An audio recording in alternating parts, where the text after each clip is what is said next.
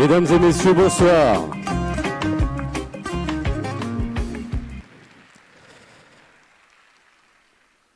Alors, si nous pouvions construire un vaisseau spatial qui atteindrait la vitesse de la lumière, il nous faudrait quand même 100 000 ans pour traverser notre galaxie. Ça, c'est vrai pour nous qui sommes sur Terre. Ça le serait moins pour les gens qui seraient dans ce fameux vaisseau spatial. C'est la fameuse théorie des jumeaux de Langevin. Pourquoi je vous parle de relativité du temps? Parce qu'il va en être question ce soir, finalement. 180 secondes, ça peut paraître très court pour le commun des mortels, mais ça peut paraître très long pour des doctorants qui vont devoir présenter avec éloquence une thèse. Et je peux vous dire, pour les avoir vus répéter, eh bien, ils le sont, vous allez les découvrir tout à l'heure. Mesdames et messieurs, je suis très heureux d'être avec vous ce soir. Je vais avoir l'honneur d'être le maître de cérémonie, de vous accompagner et d'accompagner cette finale, troisième finale internationale de ma thèse en 180 secondes après Montréal et Paris 2014-2015. Et ça s'applaudit. Le Maroc accueille cette finale.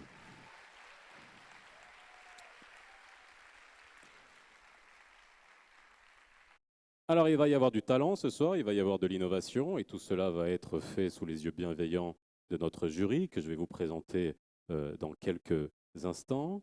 Avant que je vous explique, bien entendu, comment tout cela va se dérouler, quelles sont les règles qui seront à respecter, eh bien, je vais demander tout simplement à M. Saïd Hamzazi, qui est le président de l'Université Mohamed V de Rabat, de venir pour ouvrir cette cérémonie.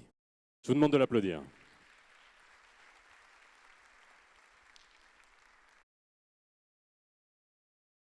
Applaudissez-le, la scène est longue.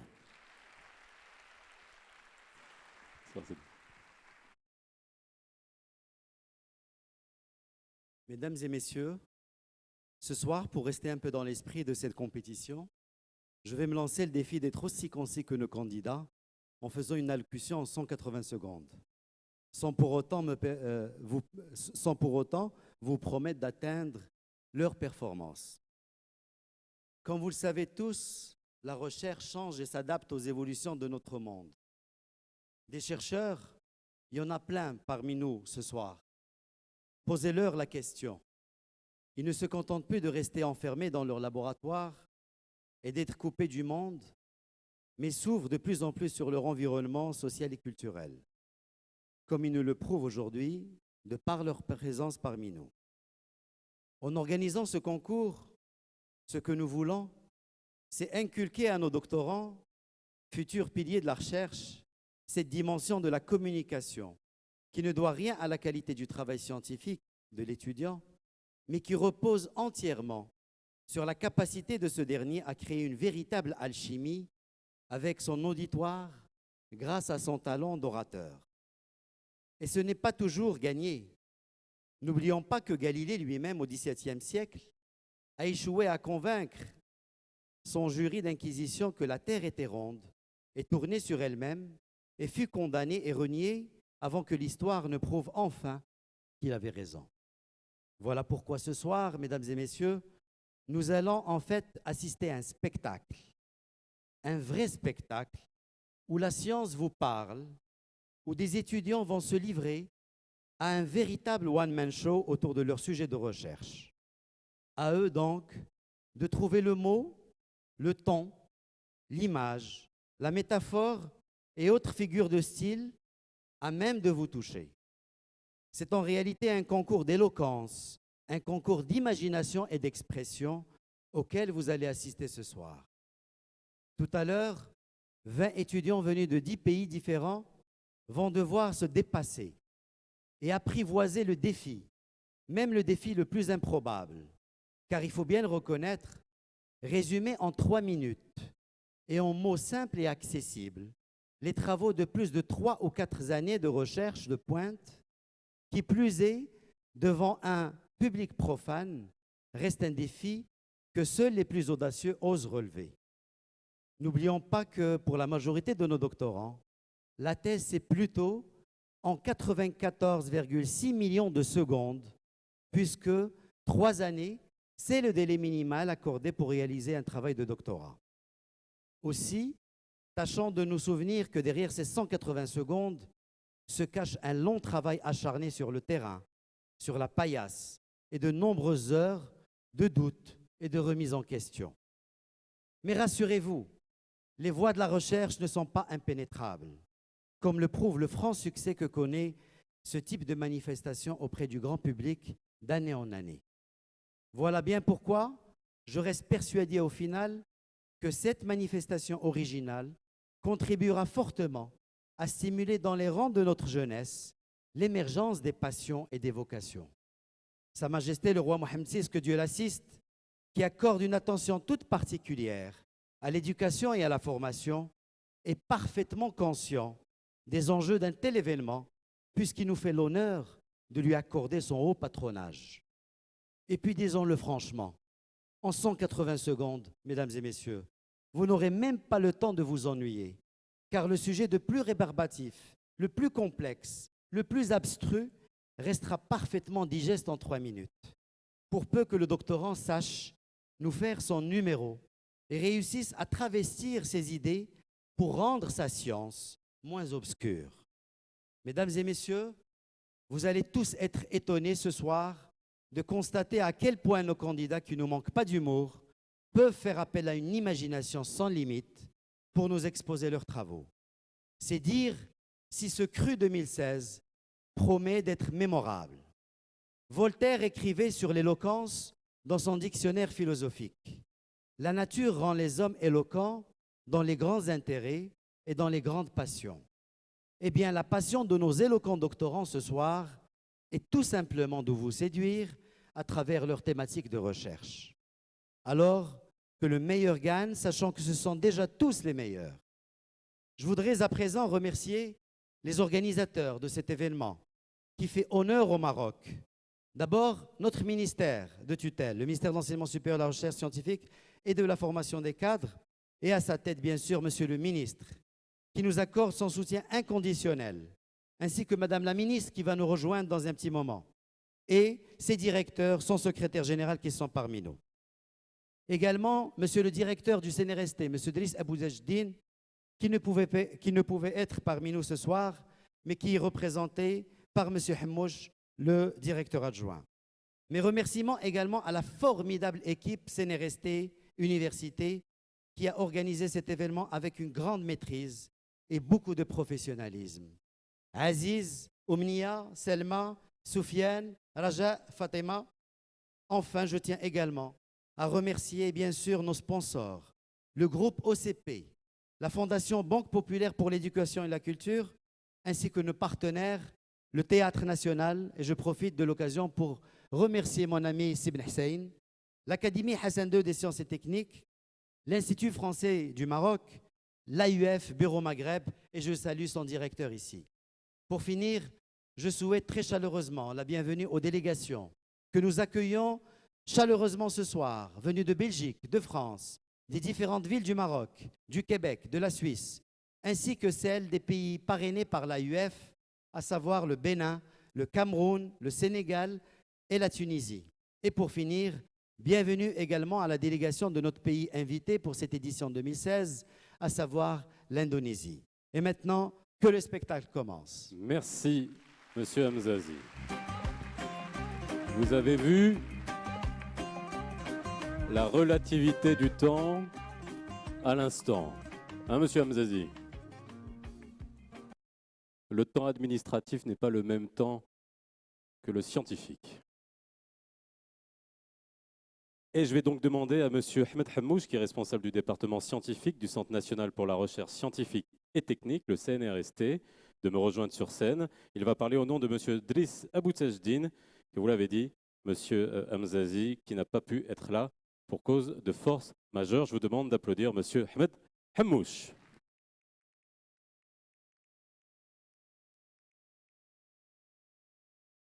Vous voulez le pupitre?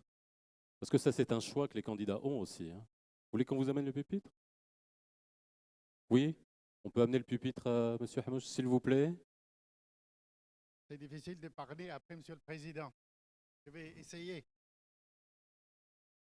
faire en moins de 180 secondes. Vous voulez qu'on vous mette le chrono? Vous pouvez. Merci. Bonsoir, mesdames et messieurs, monsieur le Président, honorable corps diplomatique, monsieur le directeur, monsieur le secrétaire général, mesdames et messieurs, chers doctorants, c'est avec un grand plaisir et une vive conscience de l'importance de cet événement que je m'adresse au nom de CNRST à cette honorable assemblée réunie aujourd'hui à Rabat pour lancer les travaux de la finale internationale Ma thèse en 180 secondes, édition 2016. Organisée sous le haut patronage de Sa Majesté le roi Mohammed VI par le ministère de l'Enseignement supérieur, de la Recherche scientifique et de la formation des cadres, le Centre national pour la recherche scientifique et technique et l'Université Mohammed V de Rabat. Je le fais en mon nom propre, mais aussi au nom du directeur de CNRST qui, à cause des engagements, n'a pas pu assister à cette belle cérémonie en ce beau lieu.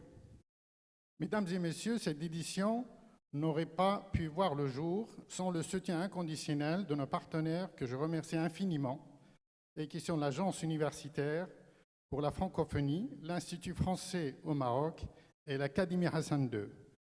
Je remercie également la Fondation Banque Populaire et le groupe OCP qui nous a fait le plaisir de s'associer à nous en étant les sponsors officiels de cette finale internationale de ma thèse en 180 secondes. Que les membres du jury, venus d'horizons variés, entendent également l'expression de la gratitude de CNRST pour la lourde responsabilité qu'ils auront à prendre aujourd'hui, distinguer là où le gagnant parmi les doctorants venus de plusieurs pays. Mesdames et messieurs, les études doctorales sont au cœur de la mission de CNRST. Notre grand événement de ce soir a été accompagné par l'organisation des premières journées marocaines de la relève en recherche les 28 et 29 septembre 2016 en CNRST. Ces journées d'accompagnement de la relève en recherche ont regroupé une centaine de doctorants nationaux et étrangers, des experts nationaux et internationaux et animé des conférences plénières et des ateliers pratiques de réussite en recherche. Mesdames et messieurs, le concours auquel nous assisterons ce soir est organisé pour la première fois au Maroc. Ce soir, les doctorants vont nous faire comprendre avec une étonnante facilité les secrets de leur sujet. Il s'agit de présenter en termes simples et dans un temps drastiquement limité plusieurs années de recherche rigoureuse à un public non spécialiste. C'est un véritable défi. Et c'est à ces candidats et candidates que je souhaite m'adresser pour conclure en les félicitant d'abord d'être parvenus jusqu'au final. Cela requiert des compétences, du travail, de l'audace, du talent, la maîtrise du verbe, la pertinence, la précision et l'art de la conviction. Autant de qualités attendues d'un bon chercheur qui doit aussi être capable d'argumenter, de transmettre et de partager. Quelle que soit l'issue de la sélection, vous pourrez être fiers de votre participation et en transmettre le message à vos directeurs de thèse, vos responsables de laboratoire, vos chefs d'établissement et vos présidents. Voilà, j'ai peut-être un peu dépassé 180 secondes, mais j'ai défendu ma thèse. Merci pour votre attention. Merci beaucoup, Monsieur Hamouche. Merci à vous.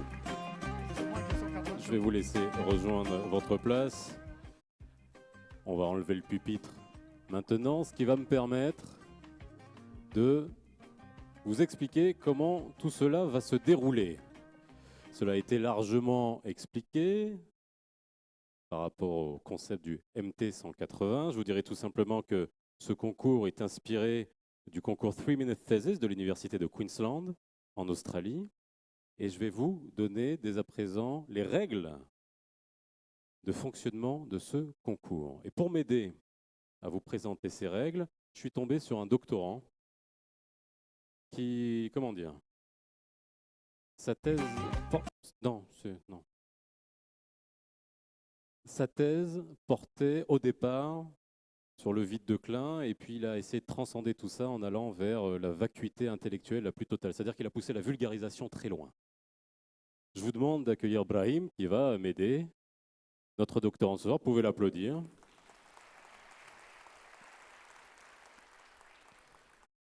Alors, comment ça va fonctionner ce soir? Vous le savez, chaque candidat présente son travail de recherche en 180 secondes, 3 minutes, devant un auditoire grand public. C'est vous. Il a le droit d'avoir un support visuel, un seul,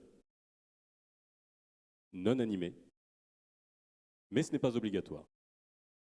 Il choisit son micro parmi 3 types de micros, le micro cravate ou serre-tête, le micro baladeur aux mains libres, comme le mien, ou le micro fixe sur pupitre. Le candidat ne peut pas épuiser, non, peut ne pas épuiser, bien sûr, ces 3 minutes. Il dispose de 180 secondes, mais il peut finir avant. S'il les dépasse, éliminé. Donc vous allez suivre sa prestation, et le temps, vous avez vu derrière nous, il y a un compte à rebours qui sera lancé dès que je dirai 3, 2, 1, go. À ce moment-là, le chronomètre partira et un gong sonnera au 0. Boing! Pardon. On a mis des moyens dans la production ce soir. Et bien sûr, le candidat a le retour ici pour voir les minutes défiler. Alors, le jury qui est à ma gauche, que je vous demande d'applaudir, car ils sont là et ils nous regardent, vous allez les découvrir dans quelques instants, va juger la prestation, et vous aussi, selon 3 critères. Le talent d'orateur, la capacité de vulgarisation,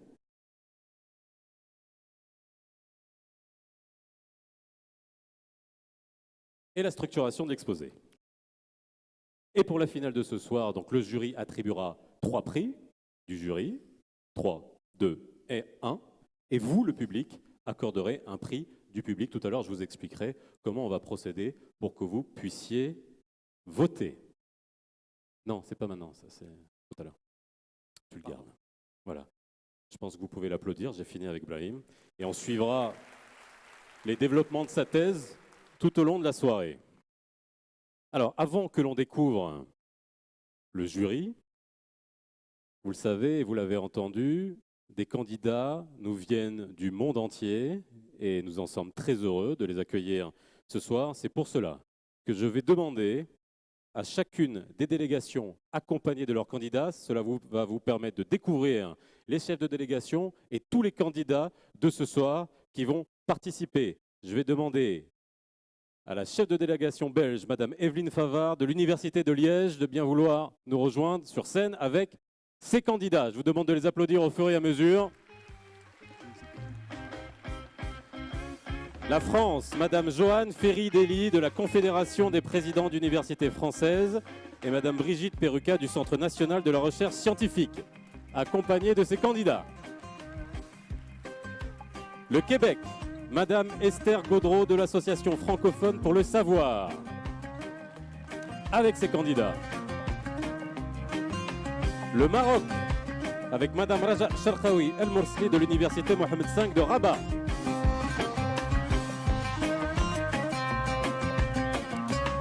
La Suisse, avec Monsieur Denis Billotte de la Conférence universitaire de Suisse occidentale.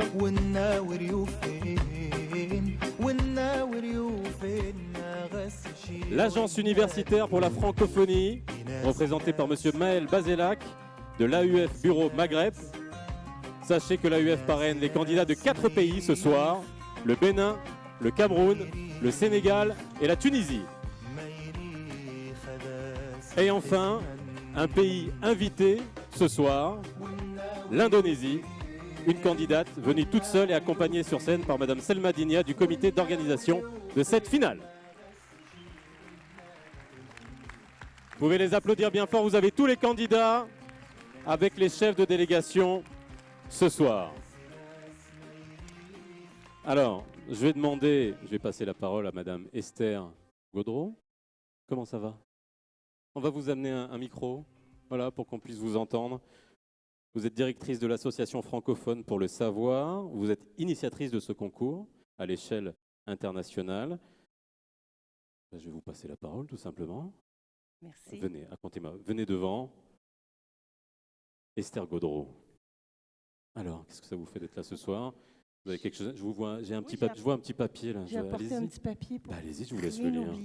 Je vous en prie. Alors, si vous permettez, mesdames, messieurs les dignitaires, chers participants, chers collègues, Aziz m'a demandé, au nom de mes collègues, de vous adresser quelques mots. Je voulais vous dire d'abord que depuis 3 ans déjà, des représentants passionnés de la Belgique, de la France, du Maroc et du Québec ont décidé de mettre leurs énergies en commun et de valoriser et soutenir les jeunes doctorants, ceux et celles qu'on appelle la relève, en fait, l'avenir de la recherche. Le succès du concours Ma thèse en 180 secondes fut immédiat. L'Agence universitaire de la francophonie s'est associée à nous l'année après pour ouvrir le concours à d'autres pays qui sont représentés ici ce soir. Cette année, nous avons le plaisir d'accueillir la Suisse dans l'équipe.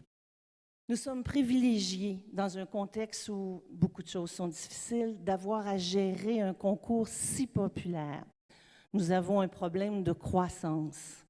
C'est une bonne nouvelle. Demain, d'ailleurs, nous aurons le plaisir de travailler ensemble à s'assurer qu'on ait le plus de jeunes participants, doctorants, qui vont nous faire connaître leurs résultats de recherche. Pas évident de parler avec le papier. L'ACFAS assume la maternité francophone du concours, mais croyez-moi, son développement est assuré par l'ensemble de l'équipe qui est ici ce soir. Je tiens à les remercier et à remercier leur équipe pour le succès que nous vivons. Ce succès, bien entendu, n'aurait jamais été possible sans l'engagement des jeunes, ceux qui veulent faire connaître leurs résultats de recherche au grand public. Travail, comme nous l'avons dit, immense de vulgarisation et de synthèse. Vous vous rendez compte, vulgariser en 3 minutes, 5, 6, 7 ans de recherche, c'est tout un exploit. J'ai perdu le fil de mon idée. Permettez-moi de résumer au nom de mes collègues ce qui nous pousse à travailler à cette mission. D'abord, consolider ce qu'on appelle le dialogue science et société. Après tout, la connaissance doit rester un bien public. Oui, ça veut dire que j'ai fini de parler. Non, c'était les 180 secondes. C'est un petit Alors, signal. en terminant, je veux souhaiter à nos participants une magnifique soirée. Je veux m'assurer que vous ayez du plaisir parce que nous allons nous amuser. Merci. Merci, Madame Gaudreau. Ah, attendez, Madame Gaudreau. Venez. J'en ai pas fini avec vous, quand même. J'en ai pas fini. Je viens vous Oui, venez. C'était pas prévu dans le scénario. Non, on improvise des trucs. C'est quoi votre secret? La passion. Ouais, c'est ça qui vous garde aussi jeune? Oh, c'est gentil. En janvier, qu'est-ce qui va vous arriver? Je vais vivre d'autres passions. D'autres passions? Oui, je prends ma retraite. Voilà. Madame Gaudreau prend sa retraite en janvier. Et c'est l'occasion d'applaudir encore plus fort toute l'œuvre qui a été accomplie. Merci. Merci beaucoup. Vous pouvez les applaudir bientôt. Je vais vous laisser rejoindre la salle. Je vous en prie, vous pouvez les applaudir encore une fois le temps qu'ils rejoignent leur place. Merci à vous.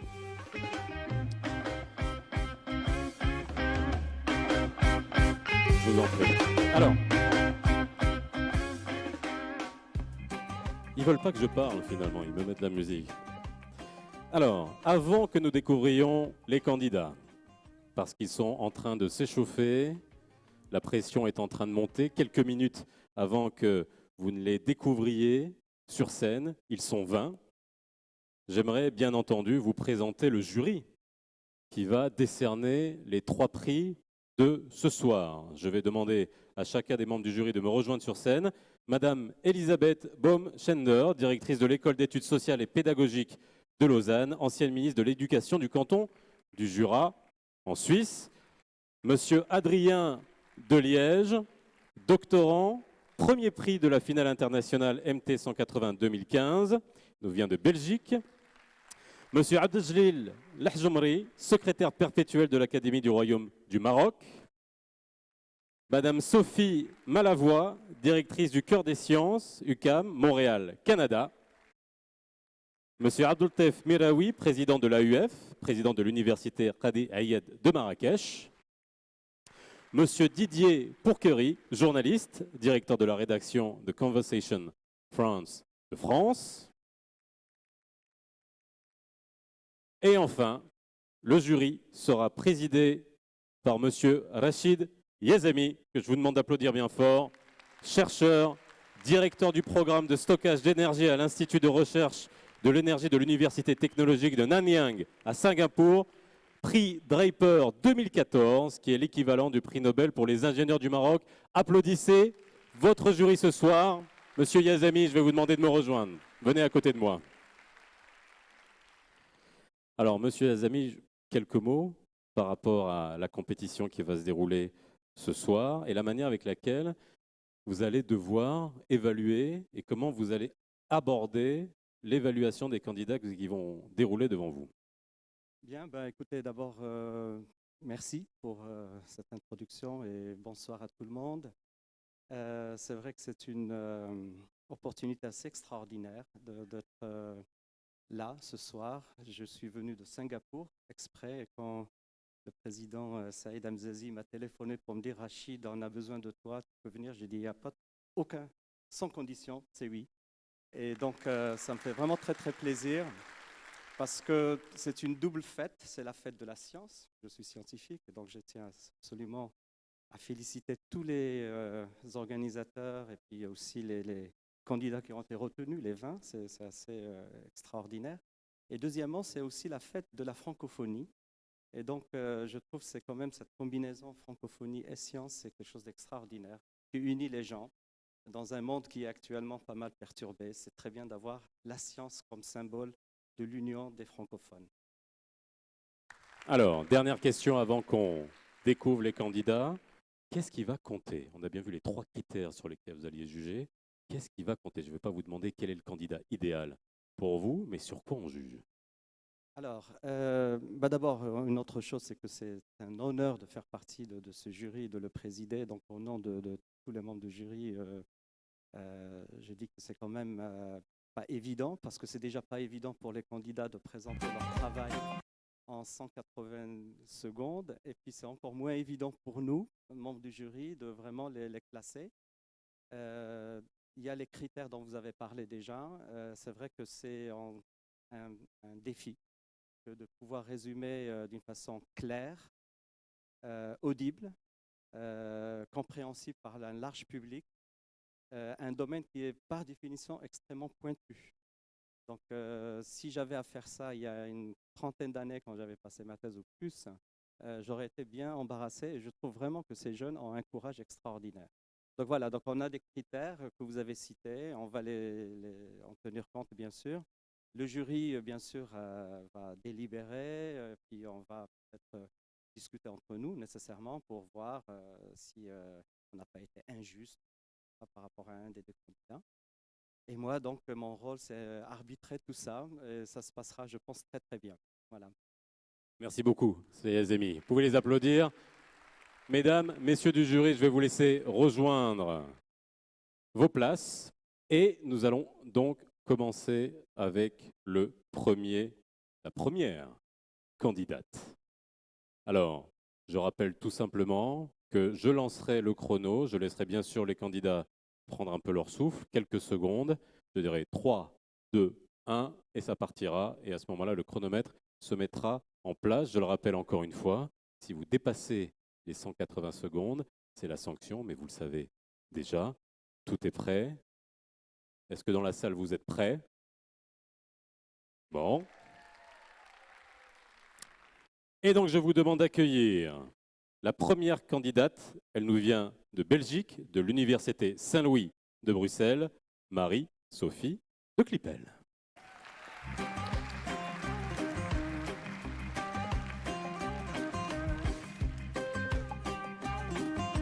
Alors, quelques secondes, Marie-Sophie. Prends sa respiration, tout va bien. On va baisser la musique pour vous laisser vous concentrer. 3, 2, 1, c'est à vous. Un beau jour d'automne, Nora hérite d'un riad dans la médina de Fès. Maxime, lui, achète un Magritte surréaliste à Bruxelles.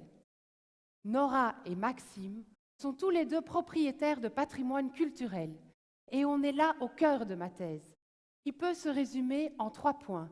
Le patrimoine, les lois, la propriété. Quand on regarde le patrimoine, on voit Versailles, Marrakech, Bruges, mais aussi d'illustres tableaux ou le Châtelain sur la caricature. Le patrimoine, c'est la mémoire, l'identité, la quête de sens. Les lois, elles, veillent à protéger le patrimoine contre les risques de destruction, de dommages ou de pertes. Mais les lois ont aussi un impact sur la propriété. Elles imposent des charges aux propriétaires, de sorte que Nora ne peut plus aménager son riad comme elle veut ou que Maxime ne peut plus vendre son Magritte comme il le souhaite. Et ces charges peuvent parfois peser lourd sur les épaules des propriétaires. La question de ma recherche est alors jusqu'où? Jusqu'où les lois peuvent-elles limiter la propriété? À partir de quand la balance entre l'intérêt de protéger le patrimoine et l'intérêt du propriétaire est-elle déséquilibrée? Quand Nora et Maxime ont-ils un cadeau empoisonné? J'y réponds par 2 questions. D'une part, y a-t-il une compensation? Oui. En échange de ces restrictions, Nora et Maxime ont accès à des subsides pour couvrir leurs frais d'entretien et de restauration. Mais aucune autre compensation n'est prévue, sauf si la charge est excessive. Alors le juge peut octroyer une indemnisation.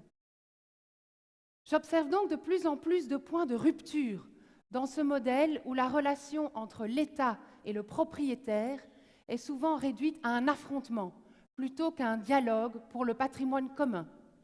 Ceci m'amène à la 2e question. Pourrait-on répartir les charges autrement pour éviter que Nora ne laisse son riad tomber en ruine ou que Maxime ne vende son Rubens en catimini? Le mot-clé ici est la responsabilité. Une responsabilité partagée entre le propriétaire, qui doit conserver son bien, l'État, qui doit veiller à minimiser les risques contre le patrimoine, et la communauté, ce qui est nouveau, qui elle aussi peut participer et agir pour le patrimoine. On pense aux habitants autour du riad de Nora ou aux citoyens belges autour du Magritte de Maxime. Et par la porte de la responsabilité, on entre dans de nouvelles perspectives, de la logique d'exclusion à celle d'inclusion, qui permet à Nora et Maxime de ne plus voir leur tableau ou leur riad comme un cadeau empoisonné, mais comme un bien. Merci Marie-Sophie de Clipel. Elle nous vient de Belgique et sa thèse était sur la responsabilité du patrimoine culturel, une propriété revisitée. Le 2e candidat nous vient de France, de l'Université Côte d'Azur de Nice. Je vous demande d'accueillir Bertrand Cochard.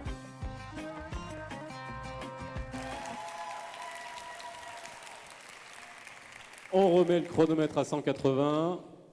Bertrand, vous êtes prêt? Prêt. 3, 2, 1, on y va. Au cours de ces 180 secondes, nous allons faire une expérience philosophique de pensée. Et pour ça, je vais vous demander de vous imaginer dans un supermarché. Vous venez de terminer vos emplettes, vous avez peut-être même succombé à l'ivresse des promotions, votre chariot pèse lourd et devient difficile à diriger, vous passez à la caisse.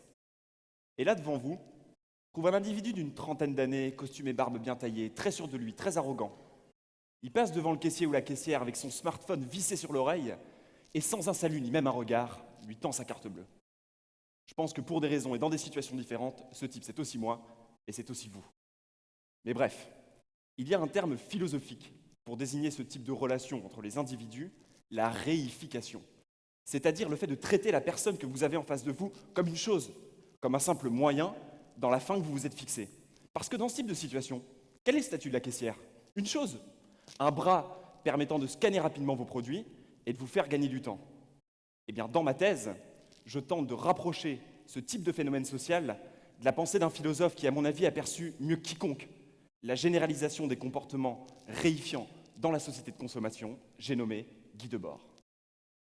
Pour Debord, ce qui caractérise le capitalisme contemporain, c'est sa capacité à produire des spectateurs, des êtres passifs, car absorbés, hébétés, fascinés par les images qui leur sont projetées.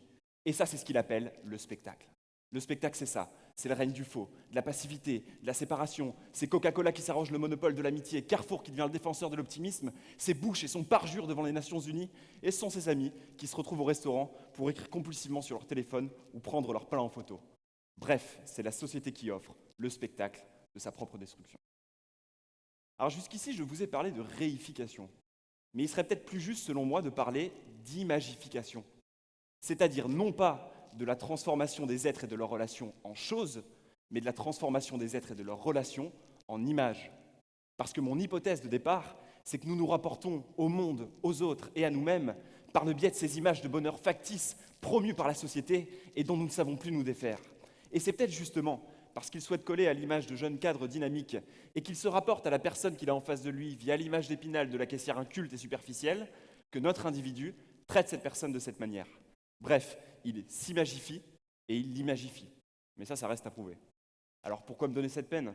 Eh bien parce que pour Debord, la pensée doit allumer en vous le feu d'un pouvoir créateur, ce pouvoir de bâtir votre propre vie comme vous l'entendez. Alors bien sûr, je ne prétends pas que ma thèse changera le monde, mais j'espère qu'elle réalisera au moins ce que je considère comme étant l'ambition du travail philosophique, c'est-à-dire fournir des outils conceptuels pour mieux comprendre la société dans laquelle on vit.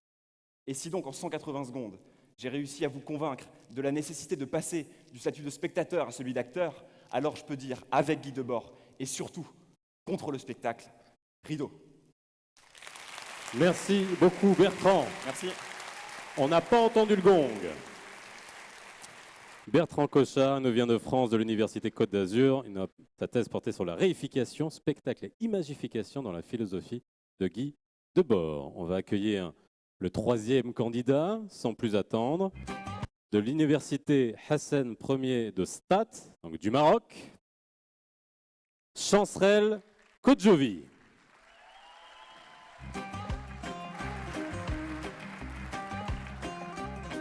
Chancrel, vous me dites quand vous êtes prêt.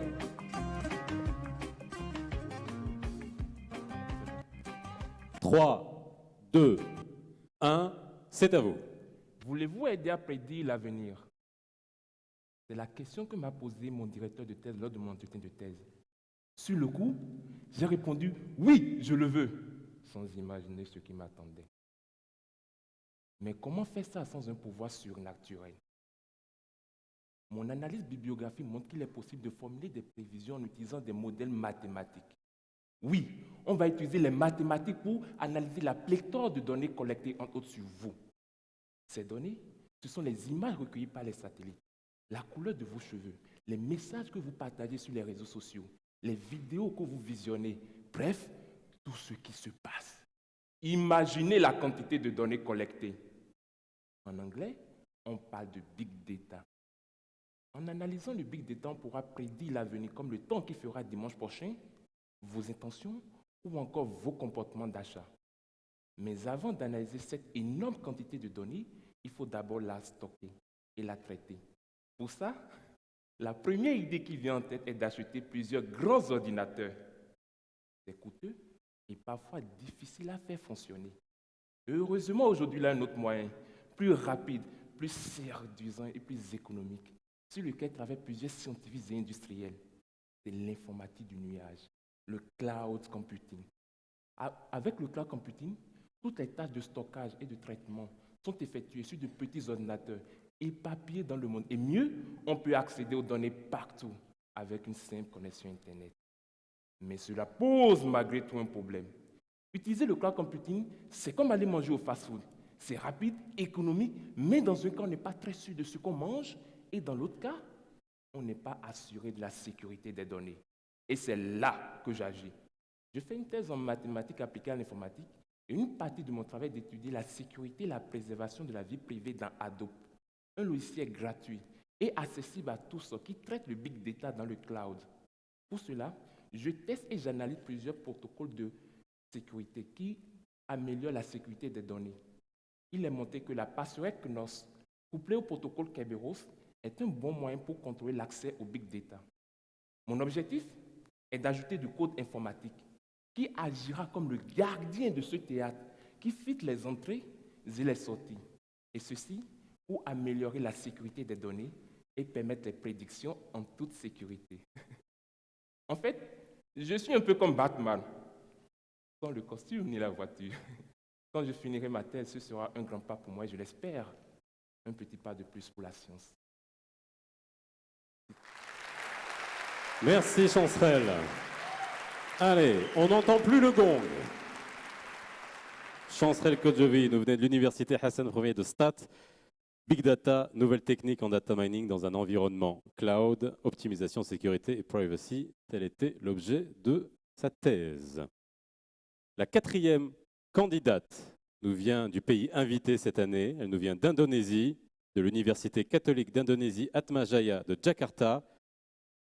Gemala Hapsari.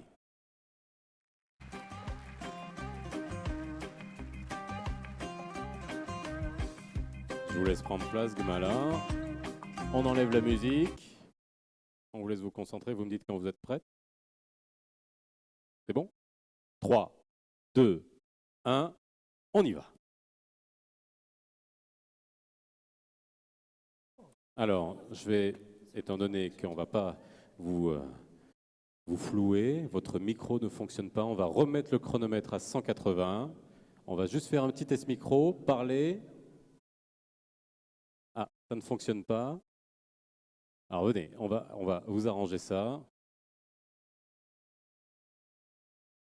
On fait un petit essai? Bonjour. Ah, c'est mieux. Et ça s'applaudit.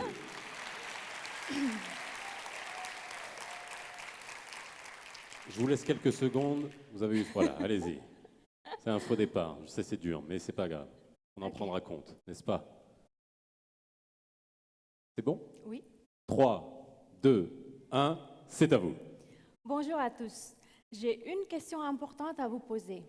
Si vous saviez que le Titanic allait couler au milieu du voyage, monteriez-vous quand même sur ce bateau? Je suis sûre que vous allez me dire non. Mais comment savoir si un bateau coulera parce que le matériau est fragilisé par l'eau glaciale? Pas besoin d'une boule de cristal, mais de connaissances en mécanique des matériaux.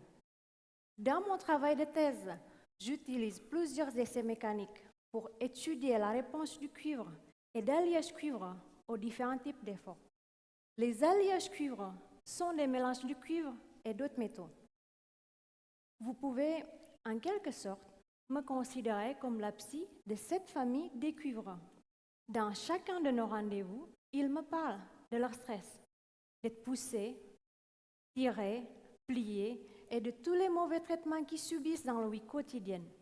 Je les écoute, je les observe et je les analyse dans le but de détecter leurs blessures profondes afin d'éviter la rupture. Aujourd'hui, notre objectif n'est plus de traverser l'Atlantique, mais de traverser notre système solaire et d'aller au-delà. Tous les voyages coûtent de l'argent. Plus on souhaite partir loin, plus l'envoi est lourd et plus c'est onéreux. Rendez-vous compte, un envoi sur Mars est estimé à 10 000 € par kilogramme.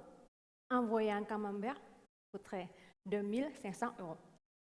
Ça ne passera pas comme vous l'êtes à la poste. Mais alors, pourquoi faut-il bien connaître matériau? Bien connaître matériau, savoir comment il va réagir à son environnement, être capable de prévoir son comportement, permettre de mieux concevoir les composants en les rendant plus légers, en optimisant leur géométrie et leur fabrication sans en diminuer la qualité. Avouez qu'il serait dommage d'envoyer une astromobile à 200 millions de kilomètres de la Terre pour qu'elle nous fasse le coup de la panne. L'objectif de ma thèse, c'est donc d'améliorer la modélisation numérique des alliages cuivre en comparant plusieurs centaines d'expériences à des simulations informatiques. Ensuite, avec des modèles mathématiques, je calcule précisément les paramètres des matériaux. Il est donc possible d'obtenir les composants aérospatiaux en alliage de cuivre, léger et fiable, ce qui coûte moins cher que d'envoyer une mécanicienne sur Mars pour réparer l'astromobile. La prochaine fois que vous regarderez le ciel et que vous verrez les étoiles, j'espère que vous penserez à moi et à la famille des cuivres.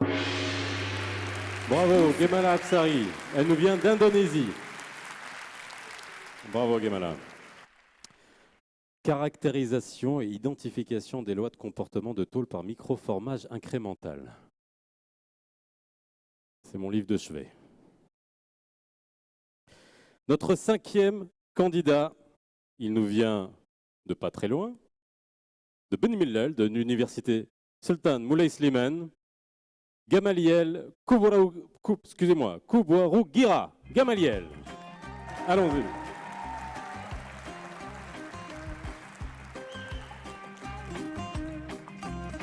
Gamaliel, on se concentre, on enlève la musique. Vous me dites quand vous êtes prêts. Oui. Oui. OK. 3, 2, 1, c'est à vous. Bonsoir. Que diriez-vous de changer le monde? Évidemment, cela paraît présomptueux, à moins d'être magicien. Mais comme dirait le sage Gandhi, un pas à la fois suffirait. Ainsi, nous pourrions commencer par améliorer l'aménagement de notre cadre de vie, la ville où séjourne 54% de la population mondiale. En effet, l'urbanisation mal maîtrisée couplée à l'intensification des effets du changement climatique sont à l'origine d'énormes dégâts, à l'image de Bujumbura, la capitale du Burundi, où les inondations ont causé très récemment, en 2014, la mort de 50 personnes en une seule nuit. Cette ville de 600 000 habitants constitue mon cas d'étude. J'ai analysé le degré d'exposition aux inondations des différents secteurs de la ville et j'en ai dégagé une cartographie des secteurs à risque. En superposant cette carte au schéma directeur d'aménagement, j'ai constaté que l'offre actuelle d'urbanisation recouvre des secteurs inondables.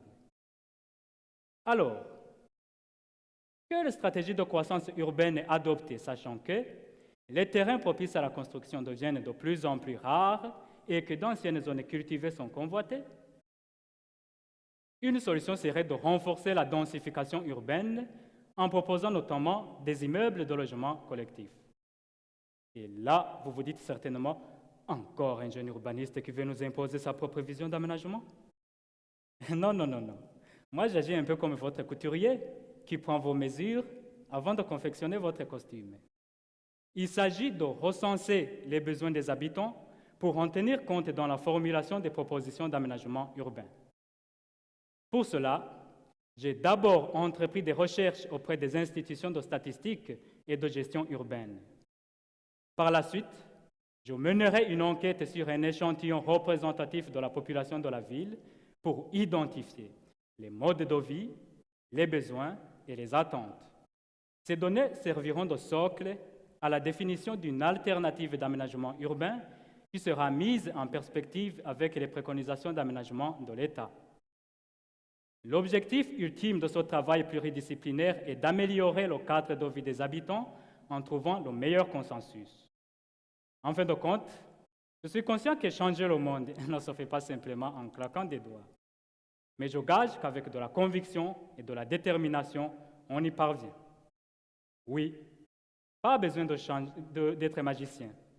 Le secret pour changer nos villes, il est en vous. Merci. Gamaliel Koubourou Gira de l'université Sultan Moulay Slimane de Beni Mellel, aménagement durable et concerté des zones périurbaines dans le cadre des quartiers périphériques et de la bande littorale de la ville de Bujumbura au Burundi. Le 6e candidat, je ne vous cache pas que je ne sais pas trop d'où il vient. Je ne sais pas trop quelle thèse il va soutenir. Il a demandé à commencer sa présentation et que je lance le chrono alors qu'il est encore en coulisses. Voilà. je vais vous demander d'accueillir la thèse sur la vacuité fonctionnelle transcendatoire sur les périphéries urbaines de la côte. Brahim, il est prêt. 3, 2, 1, on y va.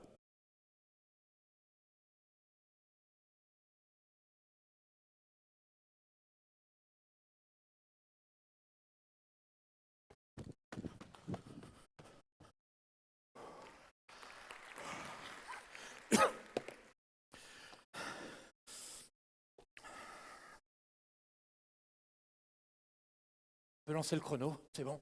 Il est lancé depuis un moment, mais à part ça, tout va bien. Bon.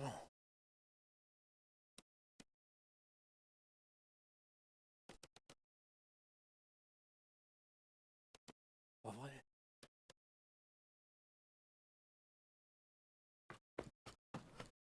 Chargeur.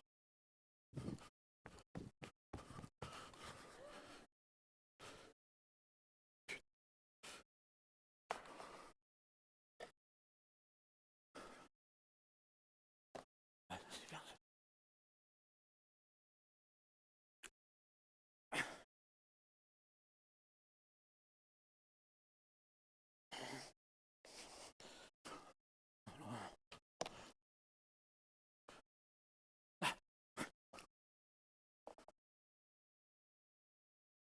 Oh, purée.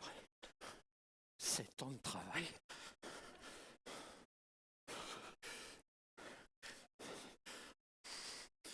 Purée.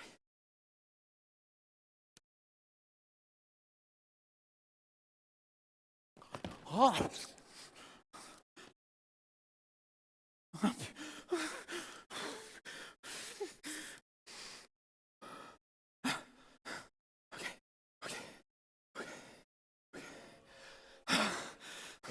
On a le droit à un seul support, on n'a pas le droit à l'ordinateur. C'est comme ça, quoi.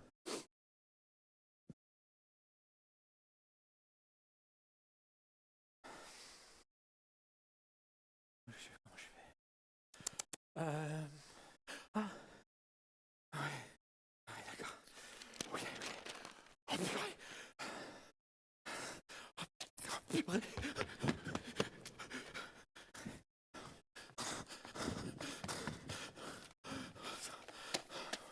Ok, ok. C'est pas la bonne feuille. C'est pas la bonne feuille. C'est pas.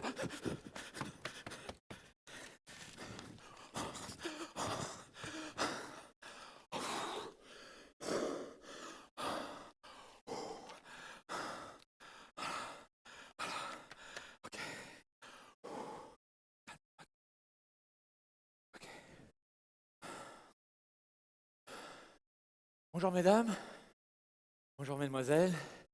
Je voulais vous parler. Merci, Brahim. Merci, Brahim. Je vous le disais, il soutient la thèse de la vacuité. C'était notre 6e candidat, vous ne le comptez pas, hein, mesdames et messieurs du jury. C'est pas le 6e, c'est le 5e bis. Vous pouvez l'applaudir encore une fois, Brahim. Alors, le 6e candidat, et celui-là est bien réel, je vous rassure. Il nous vient du Bénin, de l'université d'Abomey-Calavi, Patrick Kofi Sotinjo.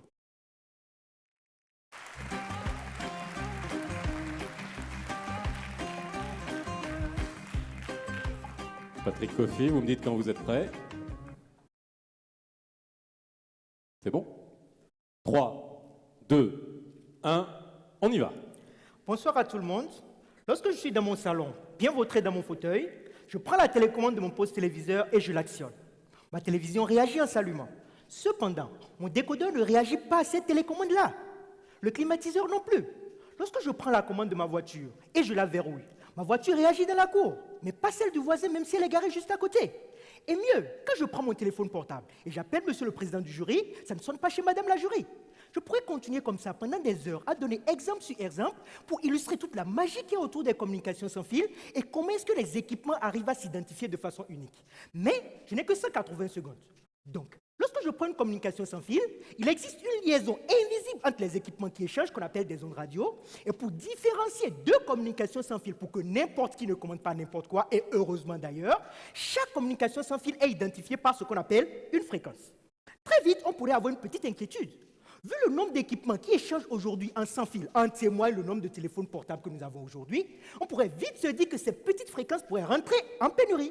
Et la mauvaise nouvelle encore dans l'histoire, c'est que chaque communication n'est pas identifiée par une et une seule fréquence, mais plutôt par un intervalle de fréquence, comme c'est illustré au niveau de la figure 2. Cela me permet de tomber sur une problématique très importante en télécommunication.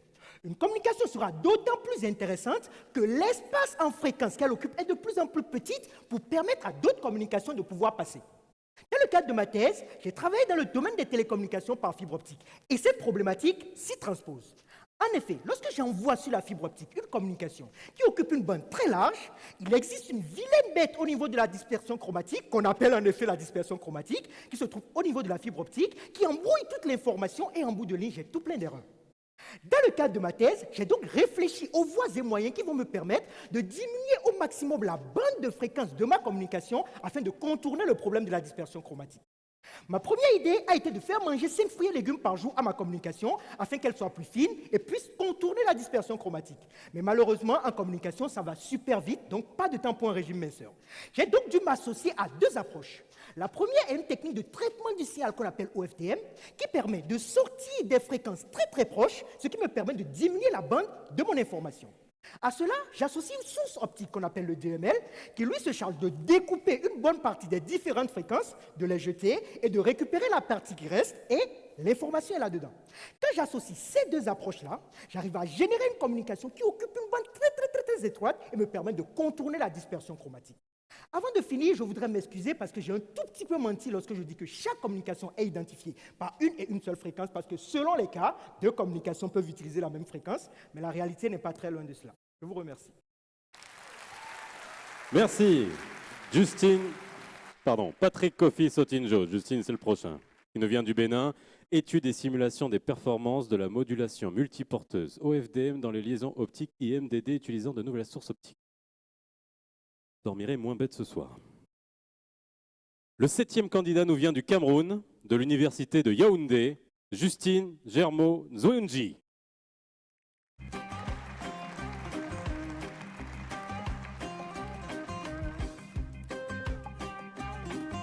Justine, on coupe la musique.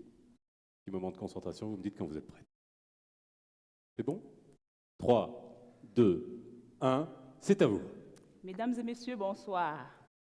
Imaginez un monde dans lequel les hommes ont perdu le sommeil, pas parce qu'ils sont amoureux ou au combat, mais parce qu'ils sont malades.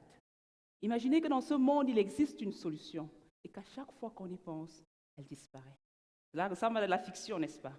Cette image représente la réalité, car 50% des hommes à partir de 50 ans souffrent de l'hyperplasie bénigne de la prostate ou la maladie du vieil homme, soit environ 300 millions d'hommes dans le monde. C'est une maladie qui se caractérise par l'élargissement au niveau de la prostate, ce qui entraîne la réduction du canal urinaire et des envies fréquentes d'uriner, surtout dans la nuit. Ça crée une véritable gêne. Ce qui est triste, c'est que si rien n'est fait, cela entraîne le cancer de la prostate et le nombre de malades doublerait en 2025. Le coût du traitement par patient s'élève à $3 000. Si on fait une estimation pour tous les malades, ça fait environ 900 milliards de dollars. En des termes plus simples, puisque nous sommes au Maroc, cela correspond à plus de 24 fois le budget du Maroc en termes de recettes. C'est vraiment cher. Alors, il faut trouver une solution. Heureusement, il y a une bonne, mais aussi une mauvaise nouvelle. La bonne nouvelle, c'est que la nature nous a doté d'une plante médicinale, Prunus africana, qui soigne cette maladie. La mauvaise nouvelle, c'est que cette plante est surexploitée, parce qu'il y a une forte demande. Cette plante a des problèmes de reproduction, ce qui fait qu'elle est en voie de disparition. Alors, il faut trouver une solution. Et c'est là que nous intervenons. Nous ne prétendons pas prendre la place des médecins ni des spécialistes de la santé, non. Mais notre travail apporte une contribution parce qu'elle se résume en une question. Comment mettre sur pied des techniques de multiplication rapide et en masse de Prunus africana? Pour répondre à cette question, nous avons appliqué les techniques modernes telles que la culture des tissus des graines dans un environnement contrôlé en variant la température, l'éclairage, les sucres, les sels et les hormones végétales. Nous sommes conscients qu'à partir d'une graine, vous le savez tous, on peut produire une plante Mais dans notre travail, nous avons eu le mérite qu'à partir d'un fragment de graines qui correspond à 1/6 de graine, nous avons pu produire 50 embryons somatiques qui plus tard donneraient 50 plantes. En d'autres termes, à partir d'une graine, on pourra produire une plante. Nous sommes conscients que cette plante garde encore des merveilles que d'autres chercheurs auront le mérite de trouver. Mais cela a été un plaisir pour nous d'avoir contribué à aider ceux qui souffrent en silence à cause de la maladie du vieil homme. Nous espérons que des millions d'hommes dans le monde pourront dormir enfin à point fermé comme des petits enfants. Je vous remercie. Justine Germo-Zeunji. Alors là, on est bien en dessous des 180 secondes. Nous venez du Cameroun, de l'Université de Yaoundé. Sa thèse portait sur la culture des tissus de Prunus africana pour une meilleure conservation et production dans le système agroforestier camerounais. La candidate suivante, c'est la 8e. Elle nous vient de Québec, de l'Université Laval, Maude Gratuz.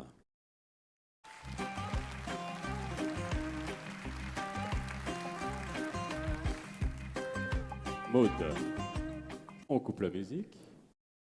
Tout va bien? Parfait. Vous me dites quand vous êtes prête. 3, 2, 1, c'est à vous.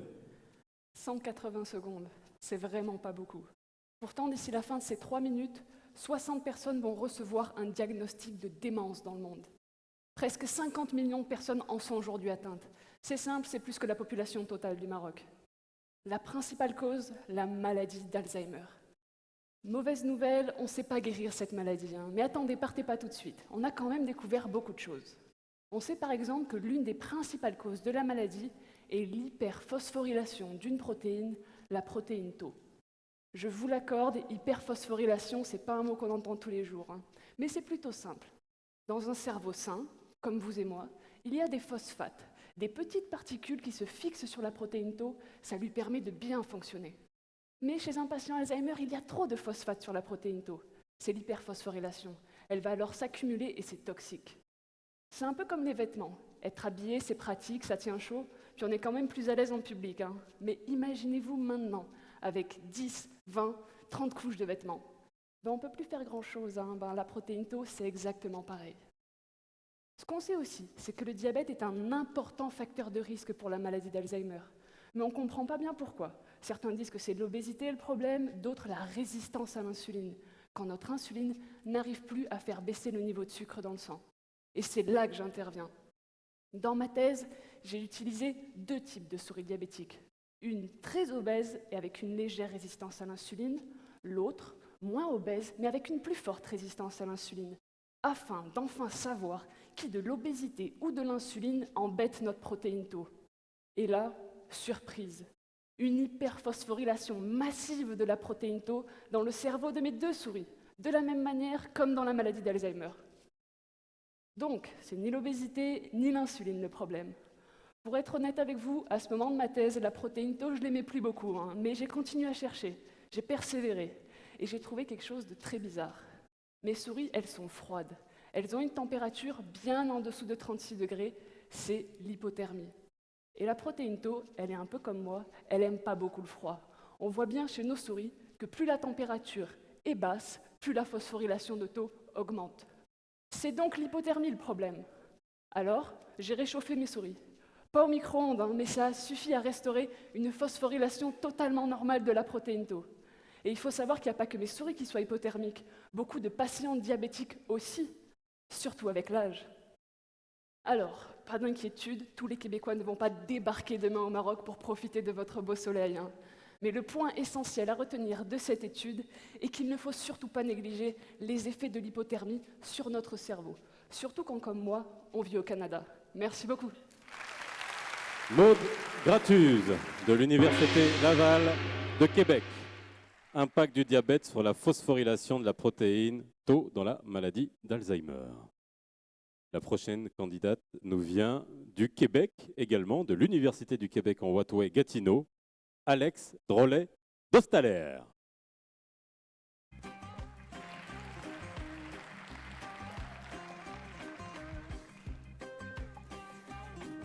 On va vérifier le micro. Bonjour. Ça marche. Ah, c'était pas moi qui faisais le test, c'était lui? Non, mais les deux. OK. Il a eu peur, il est reparti. Donc tout va bien, tout fonctionne. Vous êtes prête, Alex? Prête. 3, 2, 1, on y va. Mesdames et messieurs, bonsoir. Quand on construit un nouveau bâtiment, on place stratégiquement des sorties de secours en cas d'incendie. Quand on est allergique aux abeilles, il faut savoir comment bien utiliser son épipène. Quand on habite au Québec, les déneigeurs sont prêts à travailler toute la nuit. Qu'est-ce que ces trois situations nous rappellent? L'importance de planifier en cas d'urgence. En santé physique, c'est assez clair. J'arrive à l'hôpital avec le bras coupé, je m'attends à ce que vous arrêtiez l'hémorragie et que vous me donniez des antidouleurs.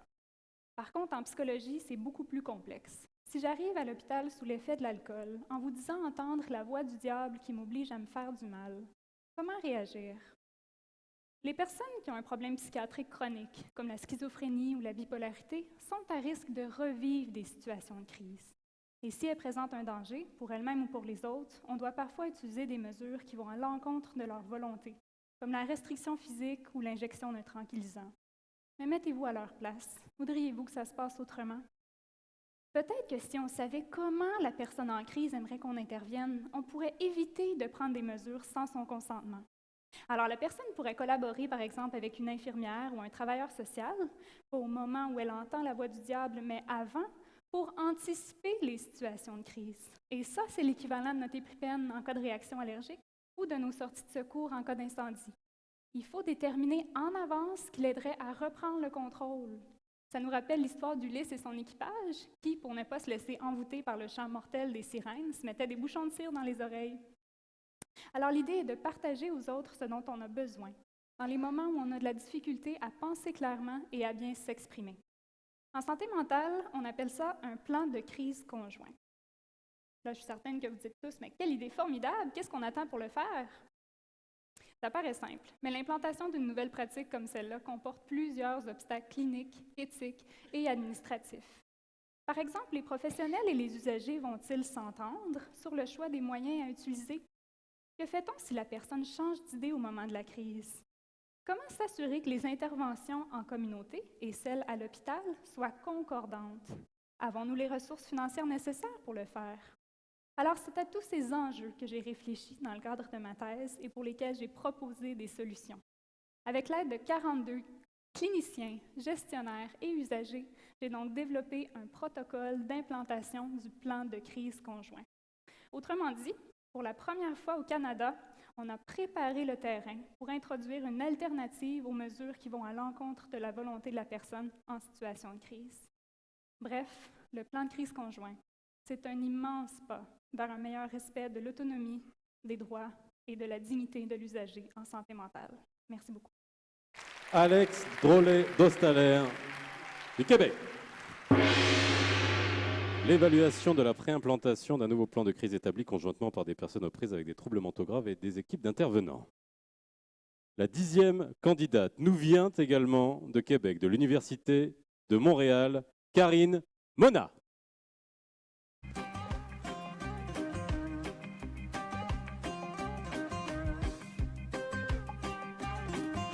Karine, 10e candidate, on est à la moitié des 20 prestations. Est-ce que vous êtes prête, Karine? 3, 2, 1, allons-y. Fait les bébés. Mais savez-vous comment ils se développent? Pendant la grossesse, on passe d'une cellule à des milliards de cellules différentes. Et ça, c'est grâce à un processus essentiel que sont les divisions des cellules. Elles se divisent en deux, puis chacune en deux, et l'embryon grossit. Moi, j'étudie le développement de l'œil, plus exactement de la rétine, et je me demande comment on passe d'une cellule à toutes ces cellules différentes. Donc, il existe deux types de divisions, celles qui vont nous donner deux cellules identiques ou bien deux cellules différentes. Alors, imaginons ensemble une pomme bicolore, rouge en bas et verte en haut. Ok, les fabricants d'OGM n'ont pas encore créé de telle pomme, mais qui sait? Donc, une pomme comme une cellule. Si je la coupe dans ce sens-là à la verticale, j'obtiens une partie toute rouge et une partie toute verte. Mais si maintenant, je la coupe dans ce sens-là à l'horizontale, j'obtiens deux parties identiques, chacune rouge et verte. Donc vous comprenez tout de suite qu'en fonction du sens dans lequel je coupe ma pomme, j'obtiens deux parties identiques ou différentes. Alors maintenant, dans nos rétines, en théorie, on a tous environ 90% de photorécepteurs, les cellules en bleu qui transforment la lumière pour le cerveau. Donc pour les générer, il a fallu un maximum, une majorité de divisions horizontales. Mais maintenant, il faut quand même assurer les 10% de neurones restants. Et c'est là qu'apparaissent les divisions verticales. Donc moi, je me demande qui donne l'ordre de se diviser à la verticale. Et c'est comme ça que ma thèse a commencé, par le choix d'un gène peu étudié, mais qu'on savait actif pendant la division. Alors autant vous le présenter tout de suite, comme j'ai passé des nuits entières avec lui dans le noir, il m'a fait pleurer, sourire, manquer des soirées cinéma et sauter des repas, je vous présente le gène SAPCD2. Alors pour l'étudier, je m'installe au microscope. J'observe une rétine de souris normale et, comme attendu, une majorité de division horizontale. Maintenant, je la compare avec une rétine de souris dans laquelle il manque SAPCD2. Et qu'est-ce que je vois? Une augmentation des verticales. Alors, qu'est-ce que ça veut dire? Sans SAPCD2, j'ai plus de verticales. Ça veut dire que quand il est là, il assure les horizontales. Et donc, ma dernière question, c'est comment fait-il? Alors pour ça, je vais voir qui sont ses amis. C'est comme vous, là, si je veux savoir ce que vous faites dans la vie, je vais sur Facebook, je regarde qui sont vos amis, et ça me donnera un indice. Donc là, on a trouvé le gène LGN, super connu dans le monde de la division. Si je reprends ma pomme, SAPCD2 est sur le dessus, c'est lui qui coince LGN sur les côtés, LGN tire, on a une division horizontale. Et maintenant, quand SAPCD2 n'est plus là, LGN est capable d'aller sur le dessus, il tire à la verticale, on a deux cellules différentes, c'est notre diversité cellulaire. Et voilà, grâce à ça, on a fait la une d'un journal en biologie. On en sait plus sur le développement de la rétine, on a découvert un nouveau régulateur des divisions. Et comme SAPCD2 est exprimé ailleurs dans le corps, c'est la porte ouverte à de nombreuses autres études. En terminant, j'espère que vous ne mangerez plus jamais une pomme de la même façon. Merci. Karine Mona, de l'Université de Montréal. Et là, je vais lire la thèse. Le rôle de CAPCD2 et LGN dans la régulation de l'orientation du fuseau mitotique et des divisions asymétriques pendant le développement de la rétine. J'en discuterai avec ma femme ce soir.